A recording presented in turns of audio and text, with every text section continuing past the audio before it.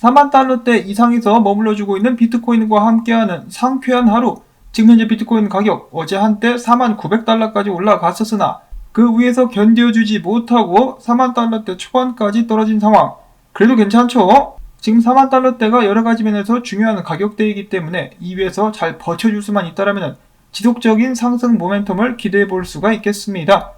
자, 그리고 오늘 달러 인덱스 차트 좀 떨어졌죠. 달러가 약세를 보여주고 있고 미국 증시 같은 경우는 혼조세를 보여주고 있는 가운데 오늘 연준 미팅에서 새로운 발표가 나오게 되었는데 내용은 새로운 것이 없었습니다. 양적 완화를 유지하면서 제로금리 유지, 그리고 제롬 파웰 미국 연준 의장은 이야기하기를 아직까지 금리 인상을 하려면 멀었다라고 이야기를 했습니다.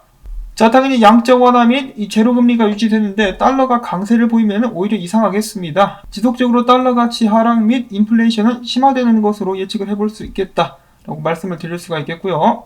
그 다음 소식으로는 최근에 계속해서 비트코인 및 암호화폐들을 공격하고 있는 미국 민주당 상원 의원 이 엘리자베스 워런 의원이 미국의 재무장관으로 하여금 암호화폐를 좀 쪼아달라고 부탁을 한 데 이어서 최근에는 비트코인이 이 어둠의 코더들, 이 코딩을 하는 코더들에 의해서 운용되는 이제 암흑적인 그러한 자산이다라고 비꼰 후 최근에는 CNBC에 출연하면서 이 비트코인을 마약에 비유를 하기도 했었다라고 합니다. 오픈소스인 비트코인을 어둠의 세력에 의해서 조정되는 자산이라고 이야기를 하고 비트코인을 마약에 비교를 하고 굉장히 재밌죠?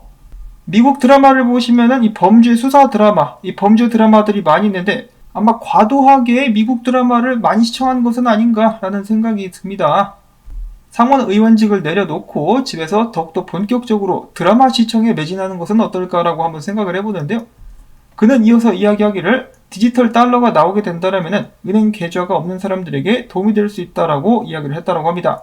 그 부분은 사실이긴 한데 디지털 달러가 나오게 되면 양적 완화가 더욱더 손쉬워집니다. 그러면 달러 가치는 더욱더 하락할 수밖에 없겠는데요.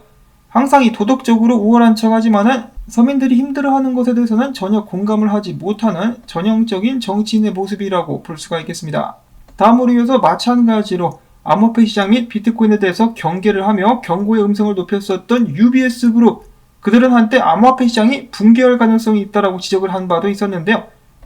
얘네들이 최근에 암호화폐 ETP 청산 및 결제 서비스를 준비하려고 테스트를 하고 있다라고 합니다. 웃기는 놈들이죠.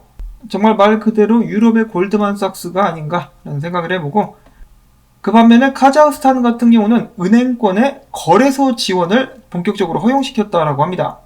일단 시범적으로 테스트가 이루어지고 있는 상황인데요. 일단 카자흐스탄의 아스타나 국제금융센터에 등록된 암호화폐 거래소들 같은 경우는 현지 은행들로부터 고객들에게 암호화폐 관련 서비스를 제공하는데 은행들의 지원을 받게 될 수 있을 것이라고 합니다. 한마디로 정부가 허가를 하고 밀어주고 있다는 것인데요. 그뿐만 아니라 카자흐스탄 같은 경우는 자국 내 암호화폐 기업이 합법적으로 코인 투자 서비스를 제공할 수 있도록 마찬가지로 지원 중이라고 하네요. 암호화폐를 배척하는 것이 아니라 본격적으로 받아들이는 선택을 한 카자흐스탄, 그 결과가 어떻게 될 것인지 기대가 됩니다. 자, 다음으로 비트코인 관련된 소식들을 보도록 하겠는데요. 유명 투자자 중에 신흥국 투자 귀재로 불리는 월가의 베테랑 마크 모비우스라는 양반이 있는데요. 이 양반은 최근에 비트코인 가격이 지금 살짝 회복세에 있긴 한데 내가 봤을 때는 조만간에 다시 떨어질 것 같아. 왜냐? 각국의 암호화폐에 대한 규제 움직임들이 확대되고 있기 때문에. 규제 때문에 사람들이 암호화폐에 대해서 관심을 가질지 모르겠다. 그리고 비트코인은 금과 달리 실체적인 특성이 없기 때문에 사람들의 신뢰는 곧 무너지게 될 것. 아닌데? 지난 10년 동안에 전혀 그렇지 않았는데 자, 아무튼 이런 주장을 하는 사람이 있었다라고 하고요. 반면에 이런 소식도 나왔습니다. 다양한 뮤추얼 펀드를 제공하는 미국의 프로시어스라는 회사에서 그들이 제공하고 있는 프로펀드를 통해서 공개적으로 공식적으로 미국에서는 처음으로 비트코인 뮤추얼 펀드를 출시했다라고 합니다. 말 그대로 뮤추얼 펀드를 통해서 누구나 손쉽게 비트코인에 투자할 수 있는 여건을 만들었다는 것인데요. 이 프로펀드의 CEO는 다음과 같이 이야기를 했습니다. 암호화폐는 중요한 자산 등급이 되었고 비트코인 직접 매수에 비해서 수천만의 투자자들이 친숙한 형태와 투자 방식을 통해서 비트코인에 노출될 수 있는 기회를 우리 투자자들에게 제공한다라고 이야기를 했습니다. 자, 일단 주식 투자나 이런 쪽에 관심 있는 사람들은 기존의 로빈후드라든지 앱을 통해서 비트코인에 투자할 수도 있었는데요. 이제는 여기에 뮤추얼 펀드까지 포함해가지고 더욱더 여러 다양한 방면에서 비트코인에 투자할 수 있는 길이 열렸다라고 볼 수가 있겠습니다. 자, 그리고 최근에 심상치 않은 강세를 보여주고 있는 비트코인 가격 상승과 함께 엄청난 양의 비트코인이 거래소 밖으로 빠져나갔습니다. 그래서 지금 거래소들 내에서 보유하고 있는 비트코인 양 같은 경우는 2021년도 최저치를 기록 중에 있다고 하는데요. 그만큼 많이 사서 거래소 밖으로 옮기고 있다라고 저희가 생각을 해볼 수가 있겠습니다. 자, 물론 여기서 한 가지 염두에 둬야 될 점이 있는데요. 이제 어제였었죠. 바이낸스에서 KYC를 하지 않은 고객들의 비트코인 출금량을 대폭 줄여버렸기 때문에 바이낸스뿐만 아니라 이런 움직임이 다른 거래소에서도 진행될 수 있다라는 그런 예측 때문에 많은 사람들이 일찌감치 비트코인을 거래소 밖으로 개인 지갑으로 뺐다라는 그런 의견도 있으니까 참고를 해주시면 될 것 같고요. 그리고 이러한 상황에 대해서 온체인 마켓 분석 업체인 글래스노드는 이야기를 합니다. 자, 비트코인 가격이 상승한 후에 비트코인을 내보내는 지갑 대비 받는 지갑이 늘고 있다. 즉 거래소로 옮기는 것보다 거래소 밖으로 내보내는 양이 더 늘어나고 있다라고 이야기를 하고 있는 것이죠. 그들은 이런 모습을 의미 있는 축적이 이루어지고 있다라고 평가를 했습니다. 다만 이러한 상황에도 불구하고 비트코인 온체인 활성도가 떨어지고 있는 것은 약간 우려스럽다라고 그들은 이야기를 하기도 했었습니다. 자, 지금 많은 비트코인들이 거래소 밖으로 출금이 되고 있는데 이 여세를 몰아가지고 가격도 계속해서 상승해 줄 수 있으면 좋겠다라고 기대를 해보는데요. 근데 일단 비트코인 가격이 올라가자 그동안에 저조했었던 비트코인 거래량도 급증하게 되었다라고 합니다. 아케인 리서치 같은 경우는 이러한 현상을 비트코인이 건강하다라는 신호로 볼 수 있다라고 해석을 했습니다. 지난 5월 이후 감소 추세를 보였었던 비트코인 거래량이 가격 상승과 함께 더불어 급증했다라는 것은 매수자 유입에 힘입은 강력한 회복세를 보이는 것이다. 그냥 이대로 비트코인 쭉 가자라고 이야기를 했다라는 것입니다. 자, 근데 마음처럼 비트코인이 또 무작정 달릴 수가 없는 것이 바로 비트코인 머리 위에 저항선이 있기 때문이죠. 자, 비트코인 저항선, 강력한 저항선 하나가 45,500달러에 위치를 하고 있습니다. 박치기로 들이받아가지고 깨고 올라갔으면 좋겠다는 생각이 드는데요. 상당히 강력한 저항으로 예상이 되는 바 한 번에 뚫기는 좀 무리가 아닌가라고 체드라는 분석가는 예상을 하고 있었습니다. 자, 그런데 지금 비트코인이 가장 중요하게 지켜야 할 가격대가 또 있는데요. 바로 21일 주봉 EMA 가격대라고 볼 수가 있겠습니다. 지금 21일 주봉 EMA는 39,482달러 정도의 위치를 하고 있는데요. 이 가격대를 지켜주는 것이 정말 중요하다. 왜냐? 비트코인 역사적으로 봤을 때 이 불장에서 주봉 21일 EMA 가격대를 지켜주느냐, 못 지켜주느냐가 불장이 지속되느냐, 불장이 끝났느냐를 판가름할 수 있는 중요 지표가 되었기 때문이다라고 합니다.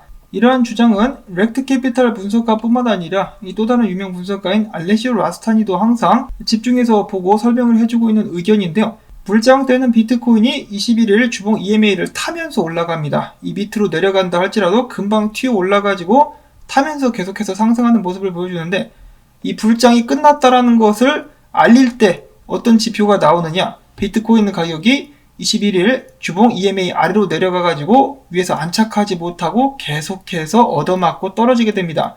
그러면서 반등폭이 좁아지면서 밑으로 훅 빠지면서 하락장이 시작된다는 것이죠. 최근 비트코인 같은 경우는 21일 주봉 EMA 아래로 내려온 다음에 근처까지 가지 못하고 밑에서 놀다가 이제 지금 다시 도전을 하고 있습니다. 만약에 불장을 이어가고 싶다 그러면은 이 위에 올라서서 앉아가지고 엉덩이를 딱 깔고 밑으로 다시 내려가지 않은 상태에서 버텨야만 지속적으로 가격 상승 및 불장을 이어갈 수 있다는 것이죠. 엘리엇 웨이브 상승 오파가 아직 나오지 않았다라고 많은 분석가들이 기다리고 있는 상황. 과연 비트코인은 주봉 21일 EMA를 지켜줄 수 있을 것인지 관심을 가지고 응원을 하면서 계속해서 지켜봐야만 하겠습니다. 자, 그리고 비트코인 외에도 이더리움에 대한 기대도 계속해서 올라가고 있다고 하는데요. 코인베이스의 보고서에 의하면 2021년도 상반기에는 이더리움 거래량이 비트코인 거래량보다 훨씬 더 높았었다라고 합니다. 실제로 미래의 확실한 베팅은 이더리움이다라고 라울 팔 및 유명 투자자들이 이야기를 한 바도 있었죠. 코인베이스는 보고서를 통해서 이야기하기를 헤지펀드, 기부금, 기업을 포함한 많은 대형 기관 고객들이 상반기에 이더리움에 최초 노출을 하거나 투자량을 늘렸다라고 이야기를 하고 있습니다. 그리고 다음 주에 전 세계 모든 이더리움 팬들이 기다리고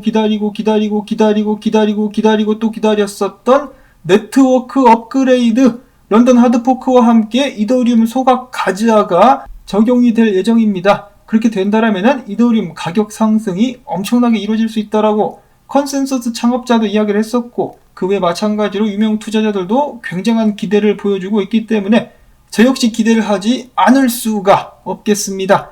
만약에 이더리움이 강세를 다시 한번 보일 수 있다 그러면은 이더리움의 동생들인 알트코인들도 힘을 내게 될 것이고, 비트코인에 하방 압력이 있게 된다 할지라도 그것을 약화시키는데 지대한 영향을 끼치게 될 수 있지 않을까라는 기대를 해보고 있습니다. 부디 암호화폐 업계에서 이더리움이 좀 영웅이 돼줄 수 있으면 좋겠다라는 바람을 가져보고요.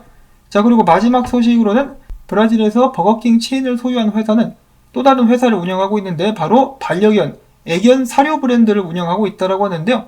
이름은 도퍼라고 합니다. 결제 수단으로 앞으로 도지코인을 적용하겠다라고 밝혔습니다.